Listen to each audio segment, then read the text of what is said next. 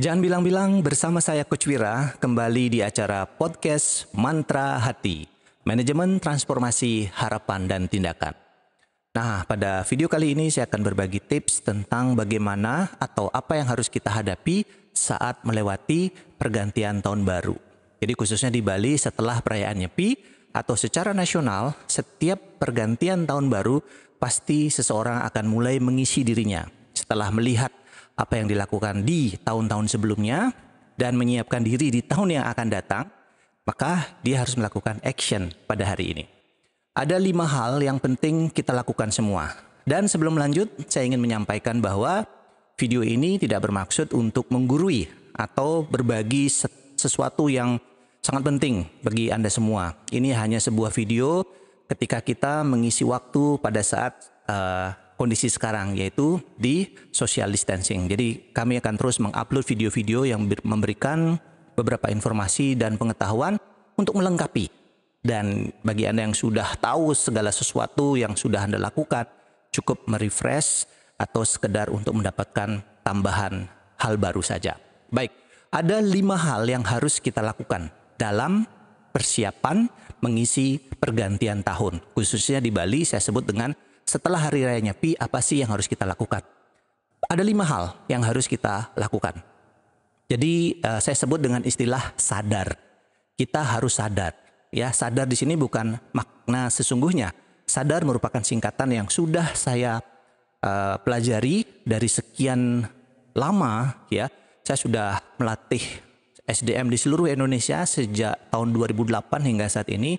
Hampir 12 tahun saya memiliki pengalaman di dalam memberikan training, pelatihan, kemudian seminar, memberikan coaching ke individu-individu, dan ternyata banyak sekali hal-hal yang harus kita improve untuk kita lengkapi. Maka kuncinya adalah keep educate yourself. Jadi nggak ada habisnya, kita harus terus belajar membuka diri.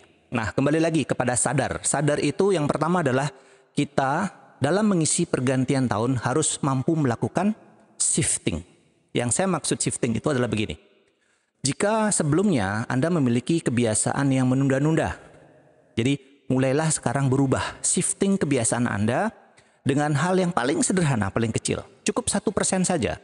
Karena 1% jika Anda lakukan secara konsisten setiap tahun, maka selama 1 tahun Anda sudah bisa berubah 365%. Bahkan melebihi target dari kebanyakan yang kita lakukan, yaitu 100%. 365% Anda bisa berubah jika konsisten dan komitmen melakukan perubahan kecil. Nah, sebelum melakukan perubahan itu, Anda harus melakukan shifting. Apa yang dimaksud shifting? Tadi saya sudah sebutkan. Misalnya, Anda biasa membaca berita-berita yang bersifat politik misalnya, atau membaca berita tentang hoax virus corona seperti saat ini.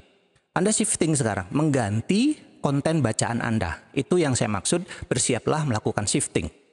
Atau Anda biasanya duduk di sebelah kanan, Anda boleh mulai sekarang untuk bergeser, shifting. Mungkin duduk di kiri atau duduk di tengah. Lakukanlah hal kecil 1% saja dengan konsep shifting. Nah, saya pakai gelang di tangan saya. Kalau saya ambil gelang saya, dari posisi tangan saya yang kanan, saya masukkan di sebelah kiri. Ini namanya bukan berubah. Ini bukan change, ini yang kita maksud shifting. Dari tangan kanan, dia berubah menuju ke tangan kiri. Maka pastikan Anda bisa melakukan shifting dalam hidup Anda dari hal-hal yang kecil. Ya, jadi sadar, S yang pertama adalah shifting. Kemudian yang kedua, A-nya adalah actualization. Anda harus mampu menemukan apa yang sesungguhnya Anda inginkan. What do you really want in your life? Jadi Anda harus melakukan yang namanya self-discovery. Kemudian harus melakukan self-development, self-management, sehingga menuju pada self-aktualisasi. Pada video berikutnya saya akan membahas tentang self-development, self-discovery, self-management, dan seterusnya. Jadi Anda silakan terus pantengin video channel di Mantra Hati ini. Nah, aktualisasi itu sangat penting. Bagi mereka yang tidak tahu aktualisasi diri, mereka akan sulit untuk berubah. Jadi dia sibuk melihat orang lain, membandingkan diri, dia merasa tidak mampu, merasa orang lain selalu lebih baik, lebih punya kesempatan, punya peluang, dan seterusnya. Akhirnya ini akan bisa melemahkan diri.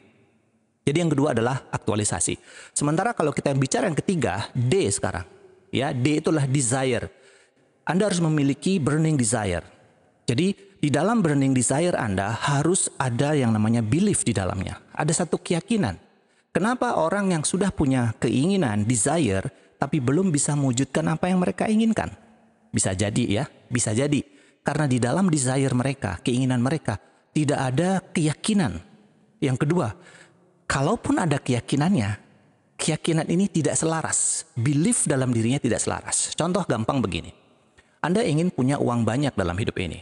Tetapi di satu sisi, Anda takut, Anda mendengar informasi di luar sana bahwa uang bisa menjadi sumber masalah. Uang bukan segala-galanya, meskipun segala-galanya kita butuh uang. Atau banyak sekali ada yang kita sebut dengan conflict belief. Makanya ketika Anda tidak selaras dalam diri Anda, maka jalur energi Anda, pemikiran Anda, imajinasi Anda, kekuatan dalam diri Anda tidak akan selaras dengan semesta ini pula.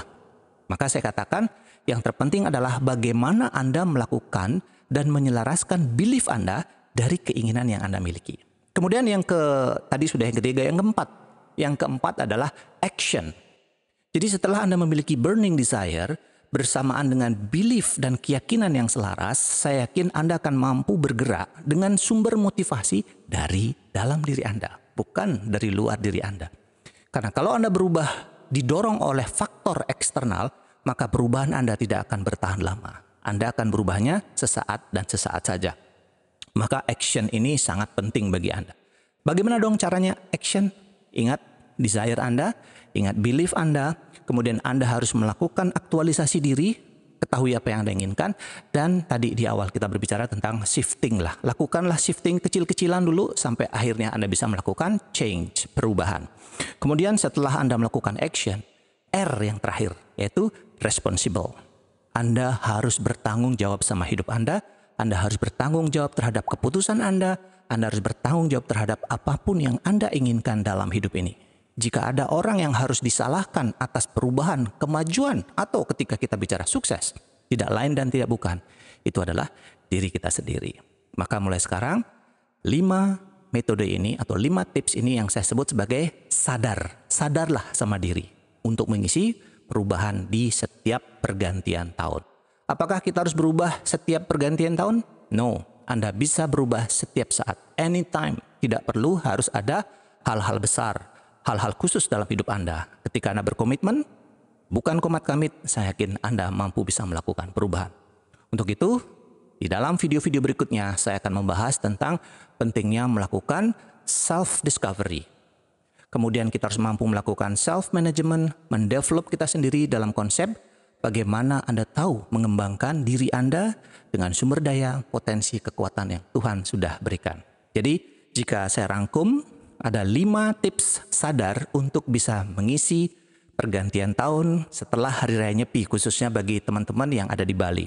Bagi Anda yang di luar Bali atau yang memiliki pergantian tahun yang berbeda saja secara nama, tetapi istilahnya adalah sama pergantian tahun, ingatlah konsep sadar. Satu adalah shifting. Yang kedua adalah Anda melakukan actualization. Dan yang ketiga, Anda melakukan desire, di mana desire ini harus ada belief yang selaras dengan diri Anda. Yang keempat, Anda harus melakukan action, 100% action. Dan R-nya adalah responsible, bertanggung jawablah pada diri Anda, pada kehidupan Anda, pada keluarga Anda, dan orang-orang yang Anda cintai. Lalu bagaimana dong jika kita sudah melakukan 5 ini, kita belum berubah, kita belum berhasil, kita belum sukses? Tenang saja, Anda harus mengulangi langkah-langkah ini secara konsisten. Karena bisa jadi ada bagian-bagian yang tidak selaras dalam diri Anda. Ada bagian-bagian inner conflict yang tidak saja konfliknya kepada diri sendiri, bisa juga kepada orang lain, kepada lingkungan, dan pada akhirnya di semesta ini. Untuk itu, saya mengajak Anda untuk konsisten, terus berubah, yakin pada diri bahwa kita memiliki sumber daya, passion, kekuatan yang Tuhan sudah anugerahkan di dalam diri kita. Karena saya selalu mengatakan kepada setiap peserta seminar saya, tidak ada manusia yang bisa dimotivasi, yang ada hanyalah manusia yang bisa diingatkan dengan kekuatan diri mereka. Dan itu adalah anugerah dari Tuhan.